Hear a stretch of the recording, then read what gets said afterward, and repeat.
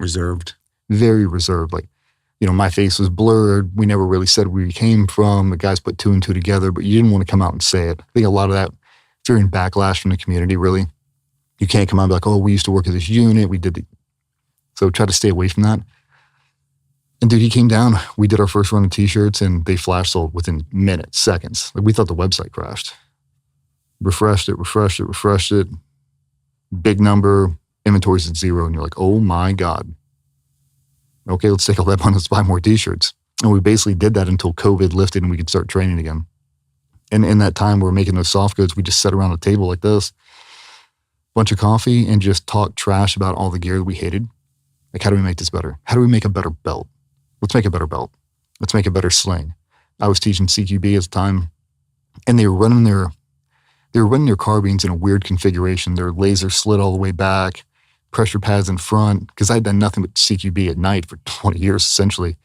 I knew all the issues with that, but I knew what they were trying to solve for. So I went back, me and Cole, and sketched out this thing. And I was like, this is what they're trying to do. I knew the objectives. I knew the end state they were trying to perform at. And it was the first time I'd ever heard anybody talk about, we want to be able to perform regardless of lighting condition. I want to be able to shoot just as fast in the daytime as I can at night with a laser, pass it through night vision, and with a gas mask, which has never been done before because you ever shoot in a gas mask? No. It's a nightmare.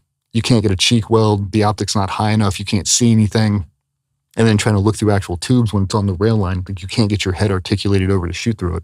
So we just used nothing but lasers. So I knew what they wanted. Went back and sketched that out. And then as the brand started going, got more popular on social media, the product line launched, those started to sell, dealer networks grew, media team grew, operations grew, fulfillment grew, all those things. And yeah, then I went on that Sean Ryan podcast and the whole thing exploded.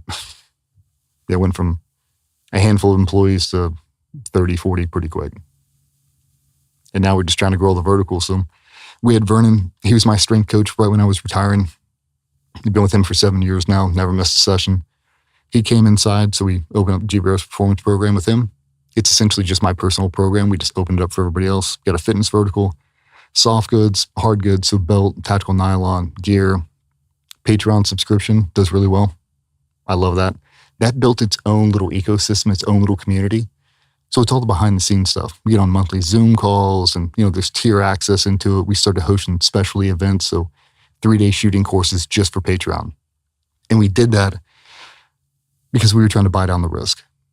Like, after the Chris Kyle stuff and a lot of this stuff, you start getting popular on social media and you're like, how do I get these guys to a background check? How do I know they're not psychopaths? How do I know they actually want to train and they just don't want to come out here and hurt somebody? Like, how do you do all that?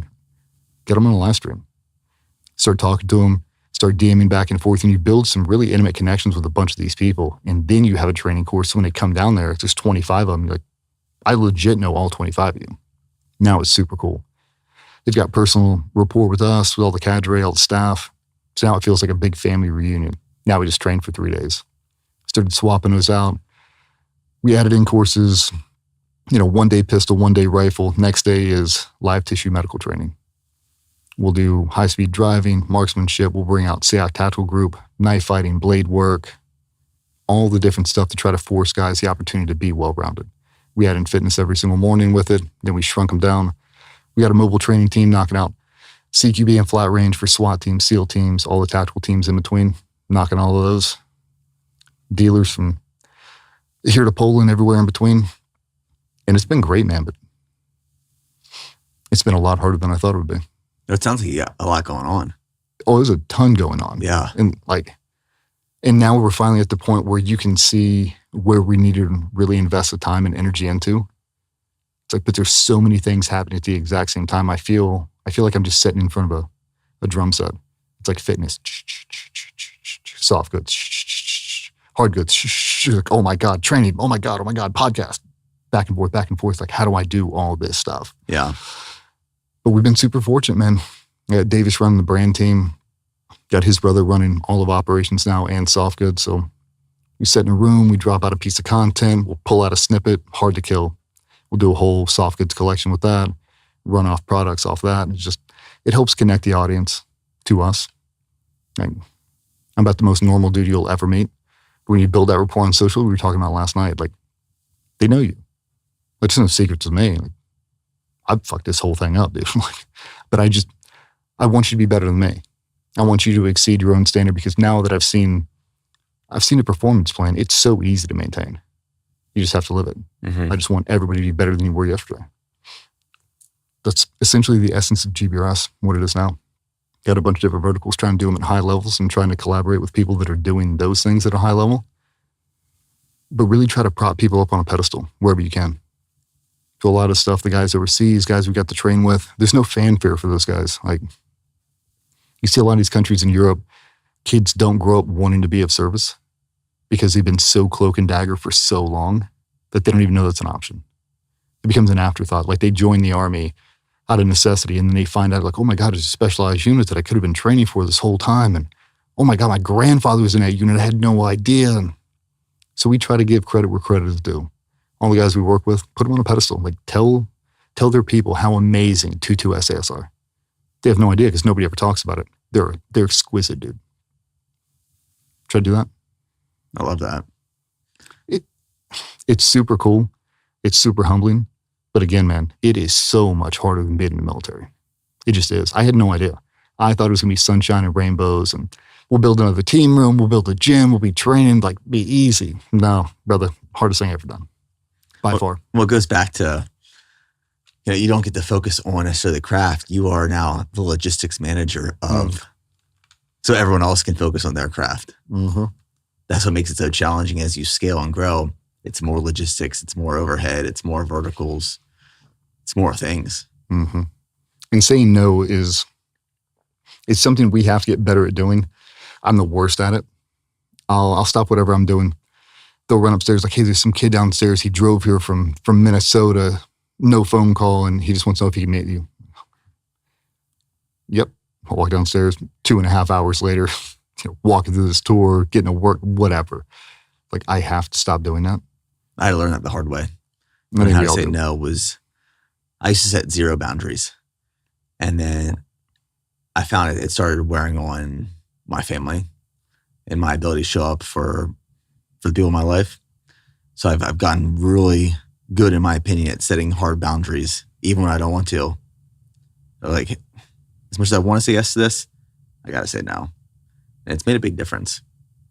Even for us, like, opportunities, everything sounds great. And you're like, oh, that sounds great. Let's do that. You don't really realize the logistics to pull that thing off. You're like, man, we dug ourselves in a hole with this one. Oh, yeah. Like, at what point do you go, this isn't even worth it? Just shoot it in the head and be done with it. You have a hard time. It's kind of like we were talking about last night. I heard, there's this podcast. Have you heard of the Founders Podcast? David Senra.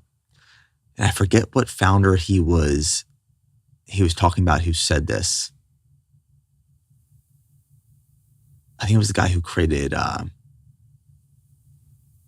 this popular vacuum brand. And the guy referred to himself, this founder, as the anti-business billionaire. Because there's entrepreneurs, there's brand builders, and then there's business people. I'm not a business person. Me either. I'm a brand builder. I love bringing people together to go chase down a mission. I don't like looking at the numbers, or don't care about the numbers. It's a feel. It's exactly how you described about walking into this building. Like, there's a feel. It either has it or it doesn't. And that's what keeps me in this fight. I'm a brand builder. I'm not a business person. Same. I've been saying that forever. And I think, we were talking about it last night. The issue trying to bring big corporate over is they don't understand it's a brand. Like, they look at it and it's like, well, you sell the most of this, so you're a product company. It's like, no, I'm not a product company. It's a brand. It's a culture. It's a cult. It can be whatever you want it to be, but it's not a product company. You can't look at it like it's a product company because there's so many intangibles with it. It just is. I'm here to change people's lives. I don't care about top line, bottom line. I don't care. I'm never chasing a number. And I think that's one of the reasons we've been so successful is we've been trying to be bought a bunch and not just actually bought like, hey, run this product exclusively. We'll pay you X amount of money. No. Why? Because I fucking hate that product. He's like, well, we'll pay you this much. I'm not chasing dollars, man. I'm not coin operated. And a lot of people in business hate that. They're like, well, so-and-so does it. I'm like, I don't care what so-and-so does. I'm not shooting it. I'm not wearing it. I'm not drinking it. I'm not smoking it. No. but we'll pay you money. I don't care about money. I care about a feeling. If I don't like it, and I mean, but it keeps you true, keeps you honest, and it helps you avoid a lot of stuff you normally wouldn't do. Me and Vernon were talking about it, like saw a picture, it was like Sofia Vergara holding a pair of Skechers. Gorgeous, right next to her face. Like, do you think she wears Skechers? No. Like, how much money would it cost you to wear that? I'm not, because I don't wear Skechers. I'm not going to. I'll give you $500,000 to do it. No. Everybody's got a price at some point, but I'm not going to tell you I wear that shoe and I don't. If you just want to take my photo holding it, yeah, maybe we'll talk about that. But I'll be completely honest.